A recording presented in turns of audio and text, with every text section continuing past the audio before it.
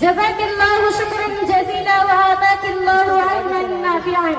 گرامی قدر حاضرین و حاضرات مجلس، اب میں اس کے بعد اردو تقریر پیش کرنے کے لیے عطیفہ پروین کو آواز دیتی ہوں کہ آپ مائک پر تشریف لائیں اور اردو تقریر پیش کریں اس شعر کے ساتھ کہ خطابت وجد میں آئے تو پھر ہتھیار بن جائے، کہ خطابت وجد میں آئے تو پھر ہتھیار بن جائے، کبھی خنجر کبھی نیزہ کبھی تلوار بن جائے، اور خطابت کی گلفشانی مسلم ہے زمانے میں، خطابت کی گلفشانی مسلم ہے زمانے میں، یہ نجاشی کے آگے جعفر طیار بن جائے۔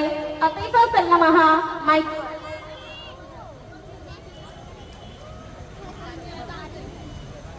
السلام علیکم ورحمۃ اللہ وبرکاتہ۔ الحمد للہ وحدہ والصلاة والسلام على من لا نبی بعدہ، اما بعد، قال اللہ تعالی لو انزلنا هذا القرآن على جبل لرأيته خاشعا متصدعا من خشية الله وتلك الأمثال نضربها للناس لعلهم يتفكرون۔ محترم سامعین و سامعات، معزز معلمین و معلمات اور چمن علم کی شگفتہ پھولوں، آج کی اس تاریخ ساز یک روزہ پربہار و پرکیف عظیم الشان اجلاس عام بموقع تکمیل صحیح بخاری شریف اور ادا پوشی فارغات میں جس موضوع پر مجھے لب کشائی کا ضروری موقع میسر آ رہا ہے وہ ہے عظمت قرآن۔ مسلمانوں اٹھو قرآن کی دعوت کو پھیلاؤ، مسلمانوں اٹھو قرآن کی دعوت کو پھیلاؤ، جہان بے اما کو عافیت کا راز سمجھاؤ۔ زمانہ آج بھی قرآن ہی سے فیض پائے گا، زمانہ آج بھی قرآن ہی سے فیض پائے گا، مٹے گی ظلمت شب اور سورج جگمگائے گا۔ حضرات سامعین و سامعات، قرآن کی عظمت، بلندی و رفعت، گہرائی و وسعت اور فیض و برکت ایک بدیہی امر اور مسلم بات ہے جس سے انکار کوئی کور چشم اور کور مغز ہی کر سکتا ہے۔ مجھ جیسے طفل مکتب کا اس کی عظمت پر روشنی ڈالنا ایسا ہی ہے جیسے نصف النہار کے وقت سورج کو چراغ دکھانا اور آفاق و انفس کی وسعتوں میں بادہ پیمائی و صحرا نوردی کرنا، کیونکہ یہی وہ قرآن مجید اور کلام ربانی ہے جس کے بحر محیط میں بڑے بڑے حکماء و فلاسفہ نے شناوری کی، پھر بھی اس کا دامن ہاتھ نہ لگا۔ دانیان عالم نے اس کے محیط بے قرار خباسی کی، پھر بھی تہ تک نہ پہنچ سکے۔ اس میدان کے بڑے بڑے ماہرین نے اپنی عمر عزیز کا ایک ایک لمحہ اس کی گتھیاں سلجھانے آبودہ کشائی کرنے میں صرف کر دیا، بلکہ اس پر اپنا متاع حیات لٹا دیا، لیکن پھر بھی حسرت و یاس سے کفے افسوس ملتے اور تشنگی علم کا شکوہ و گلہ کرتے ہوئے دنیا سے رخصت ہوئے۔ حضرات سامعین و سامعات، آپ خود غور فرمائیں، قرآن کریم عظیم کیوں نہ ہو جبکہ وہ خالق کا کلام اور اللہ رب العالمین کا فرمان ہے۔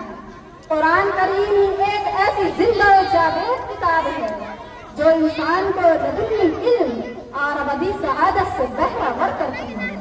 وہ ایک ایسی شاہ کلید ہے جس سے حیات انسانی کا ہر کفر کھل جاتا ہے۔ وہ زندگی کا ایسا واضح دستور اور ظلمتوں میں روشنی کا مینار ہے جو صحرا میں تنظیم رہبانی کا کام کرتا ہے۔ یہی وہ محبوب کتاب ہے جس سے نئے نئے علوم کا انکشاف اور جدید فنون کے دریچے کھلتے ہیں۔ جو آدمی کا مطالعہ قرآن بڑھتا جاتا ہے، طائر فکر میں بلندی و پرواز اور یقین میں زیادتی و اضافہ اور ایمان میں حلاوت و چاشنی بڑھتی جاتی ہے۔ غرض یہ کہ قرآن کریم میں بے شمار خصوصیات و امتیازات کا حامل ہے۔ اللہ تعالیٰ کی ذات بابرکت سے نکلا ہوا وہ کلام ہے جو ظلمت قدر جہاں میں ہمارے لیے مشعل راہ ہے۔ ایک جامع اور तमाम दीन और दुनियावी उलूम और फनून का बहर ज़ख़्फ़ार है।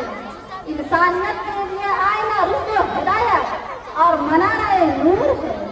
यही वो नमक बेबहा और गौहर मकसूद है कि तमाम दुनिया व माफिया मिलकर इसका बदल भी नहीं बन सकती। जहाँ में इनक़िलाब आया है कुरान की तिलावत से, जहाँ में इनक़िलाब आया है कुरान की तिलावत से, मुनव्वर है जहाँ कुरान के नूर सदाकत से। हज़रात सामिईन व सामिआत, खुदा कुरान करीम की अज़मत और बुज़ुर्गी का अंदाजा इससे लगाएं कि जब इसे आकाश और धरती और दश्त और जबल पर पेश किया गया तो सबने इस बार गिरा को उठाने और इसकी जिम्मेदारी कबूल करने से साफ इनकार कर दिया और मारे खौफ के सहम गए, बल्कि इसकी हैबत से राई हो गए। लेकिन हजरत इंसान ने जब इसे अपने दोषे नातवा पर उठाया, सीनों से लगाया, आंखों में सजाया, दिलों में बसाया, कल्ब की गहराइयों में उतारा और जगह दी।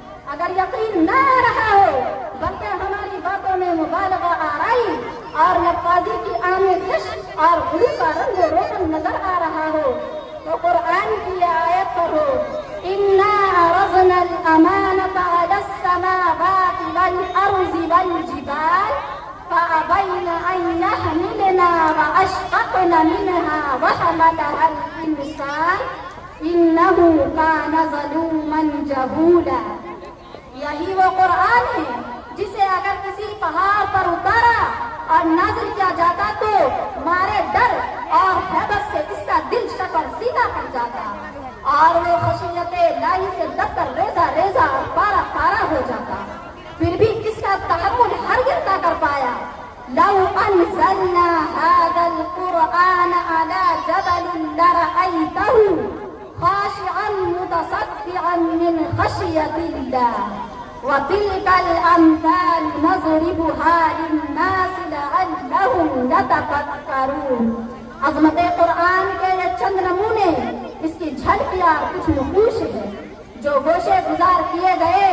इसकी अज़मत और बुजुर्गी, फजीलत और रफ़अत के लिए इतना ही जान देना काफी है कि वो खुदावंद आलम खालिक़े लोहे कलम का कलाम है जो लोहे महफूज से आसमानी दुनिया पर नाज़िल हुआ है।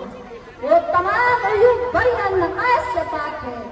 इसकी फसाहत और बलागत तमाम अरब ने मान ली है। बड़े बड़े मुद्दइयान ने फसाहत और बलागत सदहा साल कोशिशों वकारिशों के बावजूद इसके मिस्र दो तीन फिक्रे भी ना बना सके। बरसरे मजमा ऐलान किया गया है, जोश दिलाने वाले खुतबा मुकर्रिरीन से कहा गया, बल्कि इन्हें चैलेंज किया गया कि अगर तुम्हें इसके कलाम खुदा होने में शक है और इसे कलाम बशर समझते हो तो छोटी सी छोटी आयत या सूरत पेश कर दो। लेकिन कोई माई का लाल इसकी हिम्मत को चुरात ना कर सका। जिसने जसारत दिखाई उसको मुंह की खानी पड़ी। आखिर क्या बात थी कि कौमे जिन ने जब इस कलाम मौजूद निजाम को सुना तो बेसाख्ता पुकार उठे, इन्ना समिअना कुरआनन अजबन यहदी इला रुश्द फआमन्ना बिही वलन नुश्रिक बिरब्बिना अहदा।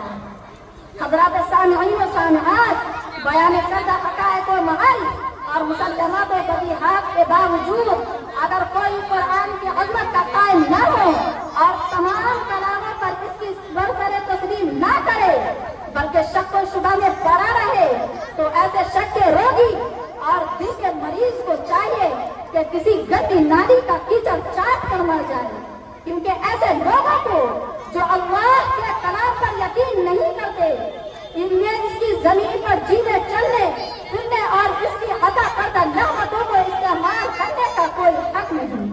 हज़रात सामिईन व सामिआत, अज़मत कुरान के इतने सारे शवाहिद व दलाइल सुनने के बाद क्या हमारा यह फर्ज नहीं बनता और हम पर यह जिम्मेदारी आज नहीं होती कि हम इसके हर लफ्ज़ को अपने सीनों में बसा लें और 100% हिदायत, तालीमात और अहकामात के पाबंद बन जाए।